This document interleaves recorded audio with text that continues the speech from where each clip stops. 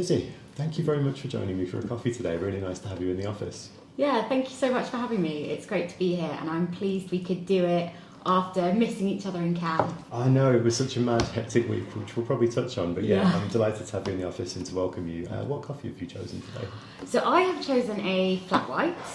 I like not having too much milk. I lived abroad for 2.5 years, and it made me realise how big UK coffees can be. But with flat white, it's always not going to be just like this big. Yeah, excellent choice. I too love a flat white, which I'm drinking as well. I actually ordered a flat white in Singapore last week for our ATS event, and it was like a bucket of milk. So last mistake I'll ever make is ordering a flat white there. First off, Lizzy, I'm going to ask you to introduce yourself and tell us a little about what you do at Be a Bear. Yes, so I work as Director of Client Services and Operations at Be a Bear. And Be a Bear is a audience-obsessed agency. So we do audience development, audience monetization, audience growth, and primarily we work with media brands. So brands like Paramount, and within Paramount, MTV, Comedy Central, Channel 5, Network 10 in Australia. Also have worked with, say, Red Bull, and kids media brands like Nickelodeon, or most recently a smaller kids brand called Mr. Kind. So work with brands where their key offering is their content, essentially. Excellent. It's an exciting time for you at the moment as well. You became part of Spin in January, February this year. Yes, exactly. So that's been a super exciting thing to be a part of. So in January, we were acquired by Spin, as you've said, and it's been a really nice partnership or meeting of minds, because their kind of focus or key thing that they do is they work with a lot of product-focused brands. So they might work with Panasonic or Love Holidays. So slightly different to what we do with our focus being media brands. They kind of cover that world more thoroughly, and it's been just really exciting to kind of look at how we can also cross over and how we complement each other. So yeah, it's been great. Excellent, good. Well, I'm delighted to have you here for a chat today, and I'm really intrigued by the topic we're going to discuss. We're going to talk a little bit about the world of brands and creators and how perhaps they should be thinking a little bit more like publishers in this media world we live in at the moment. How are you seeing that play out, and how should brands and creators really think more like publishers? Yeah, so before I worked at Be a Bear, I had 8 years in the talent management world, managing a range of traditional TV talent, but also that emerging creator market, YouTubers, and just general content creators that were making a name for themselves across multiple platforms. And I think what was interesting being in that world was a lot of those talent that were really standing out were those talent that were kind of treating their channels like publishing platforms. So I think that kind of was where it all started for me. Talent like Amelia de Moldenberg, for example, I worked with for 5+ years, and I really saw her rise over that time. And such a big part of that was her really understanding her audiences, her platforms, what works. And so yeah, it kind of started there, and then coming to Be a Bear, working with these publishers, but brands, and seeing how important that is and how much more success brands in general can get out of that. And then coming to Spin, where they say that really what they tell their clients is that ultimately they should want to be a publisher, because no matter what you're selling, really you've got to develop a connection with your audience, and that's a really brilliant way to do that. Yeah, and there's a few really interesting points to pick up there. First of all, Amelia was the inspiration for this series, A Coffee With. Yeah, no way. Yeah, when I pitched it, I said chicken shop dates for ad tech. So this is where we are now. So big fan of Amelia. But it is that they're not just creators who just throw things on a specific channel anymore and do something fun and put it online. There's so much thought behind it, and there needs to be so much thought, which is, like you said, audience obsessed. And it's where the success comes from. We've seen, Mr. Beast and his range of, he's in everything as far as I can tell. He's across, not just his YouTube channel, but mainstream series now as well. Yeah. And, these creators, we've gone a long way from it just being like the upstart YouTube generation. This is now, they are the creators of this era. And it's fascinating to see how quickly that's moved. Definitely. It's just, when done right, it also, I think it can sound quite overwhelming to brands that you have to be always on and you have to be thinking all the time. But really, it doesn't necessarily mean that you have to post 4 times a day. It's just being really thoughtful about what you're posting when, and really making an effort to build that relationship with your audience. So I think one of the things that we talk about a lot is different frameworks when we've got brand new clients.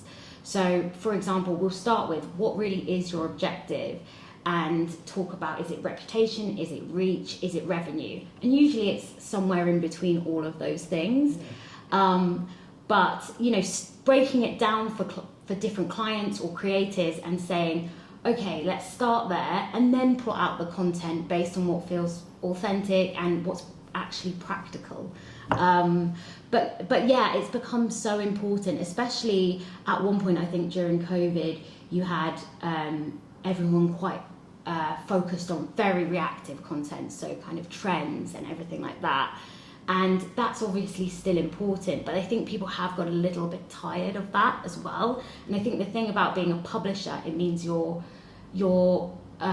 always tweaking your strategy and reacting to your audience so that you can really connect with them and you're moving with the time, because as we know, like you say, everything moves so fast that you've got to build a framework to do that. Yeah, and it's it's intentional. Like I say, it's not just throwing stuff up. It's very planned out. It's very mapped out. How does that marry with authenticity? I think this is really interesting because the reactive stuff. It's how people got their reputation. They hit a trend. They react to a topic. So when you're kind of thinking more as a publisher and planning your audience, planning your attack of content, how does that marry with the authenticity that people really love to start with? Yeah, it's such an interesting thing to think about, because I think particularly with our clients, but also with talent, they might see a lot of success through, like you say, jumping on a trend, and like you say, then it's a bit of a risk to sometimes put a lot of time and energy into testing other stuff.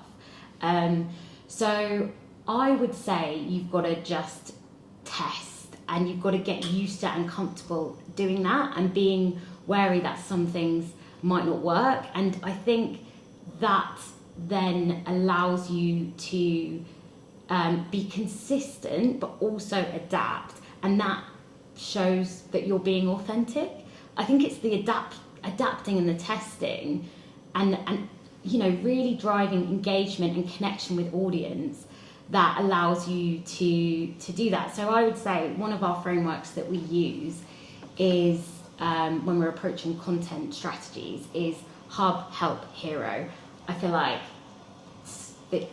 lots of people know about this and have different ways of framing it, but I think that's really helpful because it also ties into another one of our frameworks, which is our audience framework. So your super fan audience, your passive audience, and then your engaged audience. And if you think about when you're creating your plan and your content, which audience are you trying to talk to, and are you creating content that speaks to those different audiences?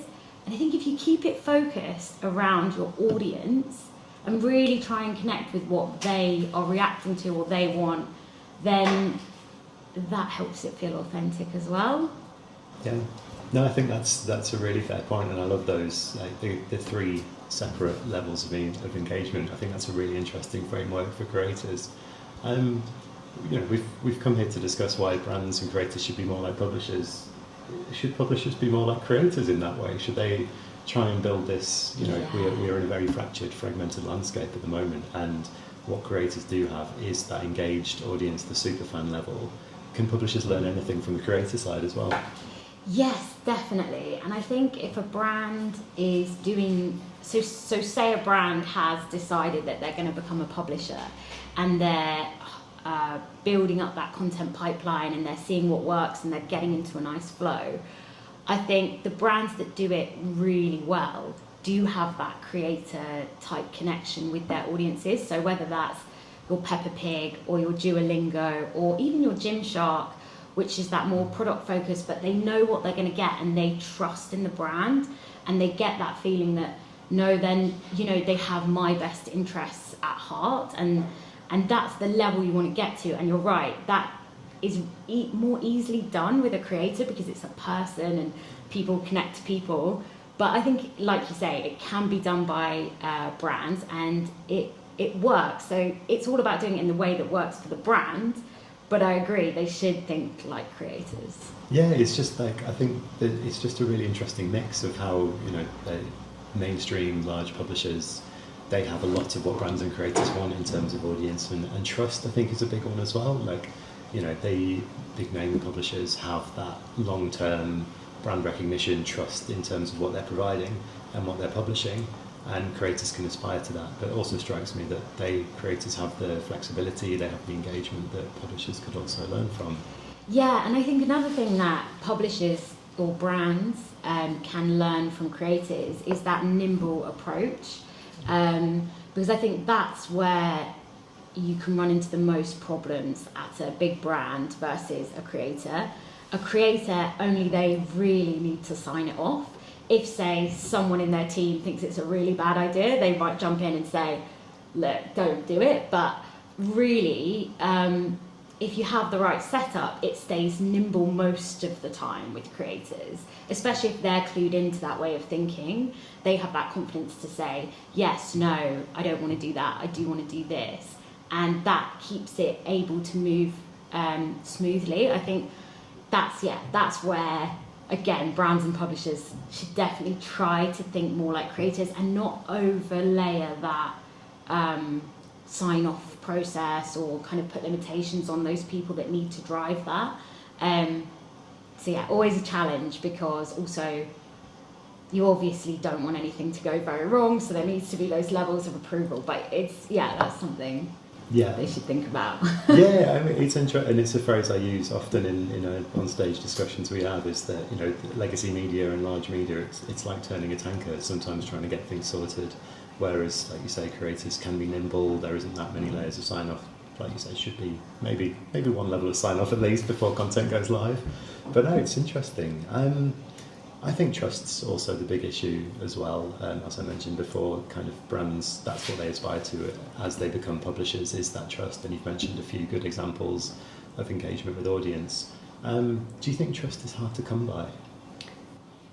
Definitely. And I think also when you're looking at that brand versus creator, I think with a creator, often there's more trust because often they started off making content. Whereas a brand, I think it's harder to build that trust because everyone's quite aware that probably they are trying to sell you something.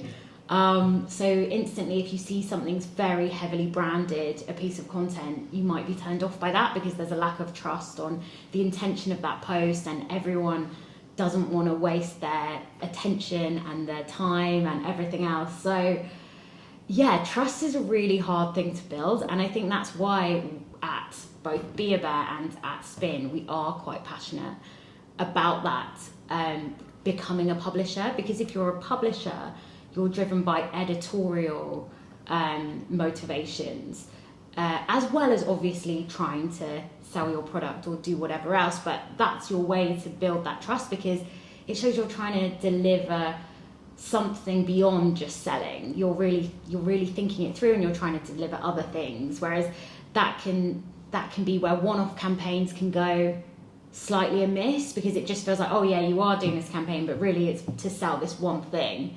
So yeah, definitely. Yeah, and it's like we're a very savvy digital audience now, young people in particular, and they will smell out a branded campaign a mile off. So it has to be done, I think with a level of, like, I think as you've said, everything you do is audience at the heart, and that's who you have to think about. Like will turn off if they feel like they're being overtly sold to on a whim rather than something that the creator is passionate about or something that the brand has really thought about the audience needs.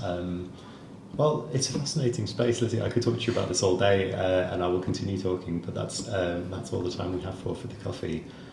Thank you so much for joining me. I've really enjoyed that. Yeah, it's been great. Thank you so much for having me. You're welcome back anytime, and thank you all for watching.